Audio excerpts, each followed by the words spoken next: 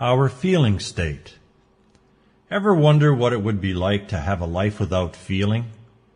Would it be possible to enjoy anything at all? Could one be happy or sad without being in touch with their feelings? I would have to say that this is impossible. Our feelings are our lifeblood. They fuel the energy that we create with. They tell us about our state of being, happiness or sadness, and everything in between. Our feelings are our life. They drive us. They unnerve us. They jostle us into action. We are our feelings at every stage of our life. We are sadness when we feel down, hope when we feel optimistic, and all those emotions that fall in between. Our feelings tell us who we are. They give meaning and value to our existence, our relationships, our dreams and aspirations. They tell us where we are from moment to moment in that emotional cycle. However, we are not only our feelings as we experience them, but our understanding of our feelings. We know, for example, that to lie will likely make us feel guilty. So we have a choice, to lie or not to lie, and then suffer the consequences as a result. But the truth in some cases brings its own pain. Is that a reason to lie? Of course not. Is that a reason to tell the truth? Perhaps, perhaps not. We would have to think it through, wouldn't we? That's the way it is with feelings. They come, they go, they are ephemeral. Feelings are like children dancing across the pages of our lives, telling us what's in our hearts and inviting us to participate in their magic. Feelings can take us up or down, depending on who or what we are reacting to.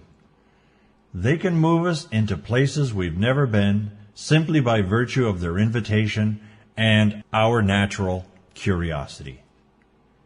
Curiosity by itself can take us places too, but without feelings, not so memorably. Feelings color memory. They make some events stand out and others fade away in the mists of time. We have feeling adjectives like happy, sad, angry, hurt, elated, depressed, grumpy, churlish, and more. We have descriptive language for our feelings, which can be associated with physical displays. Our face will reveal feelings, as will our body language.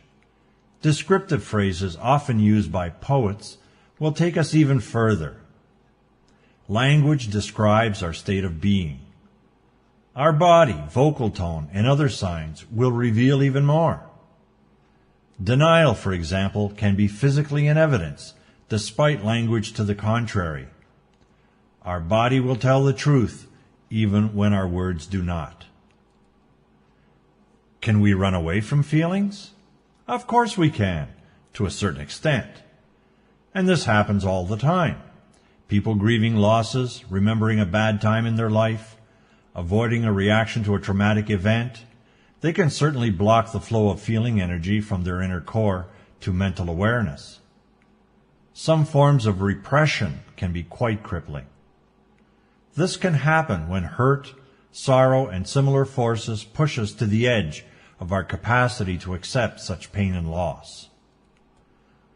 Our self, who experiences all of this, is the center of our feeling nature. Feelings must be accepted and felt before they can be dealt with. In fact, identifying their nature and what they are trying to tell us is essential to understanding our current state of being. Without that information, we can easily break the guidelines we usually apply to ourselves and lash out at someone who is not at fault for our feeling state. Feeling knowledge is essential to maintaining good relationships. Feelings are information about whom and what we are, where we are standing in our personal evolution, and where we are going from this point forward. Recycling old feelings is a way of staying in the familiar and limiting ourselves. Moving through our feelings is what drives our growth.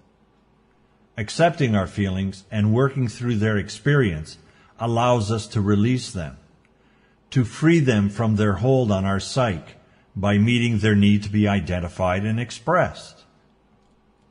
A few lines on a journal page may be all that is required to release an emotional blockage. It can certainly be a valuable beginning point if further action is required. Like children, feelings can cling to us until acknowledged and allowed to tell their story. We release feelings only after we've embraced them and expressed them safely. Then the next feeling moving through us steps into the queue. So you see, my friends, feelings are our allies. They tell us who we are by their energy and flow and by their relationship to our current status quo. They relieve us of tension when accepted and understood. They propel us toward adventures we may not have thought of before. They help us grow and expand our vision of the world and our place in it by acting as a map to our interior life. That part of us, the feeling part, holds us dear, tells us we are loved, and informs us when we are wounded and need special care.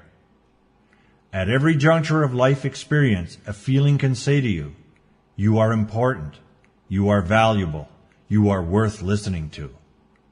We help children grow by validating their feelings. We can help ourselves flourish in the very same manner. So celebrate what you feel, even if it is pain, because this feeling will move through you. Once such a feeling is acknowledged, you will know you have survived a difficult experience. When joy comes along, you will be able to soar with that as well. Just like all things in life, feelings are transient. They pass from one border of our experience to another, tell us a story, and release us to fly again. To our feelings we must go often, and without reservation, for there our lives are magic, and magic always makes us happy.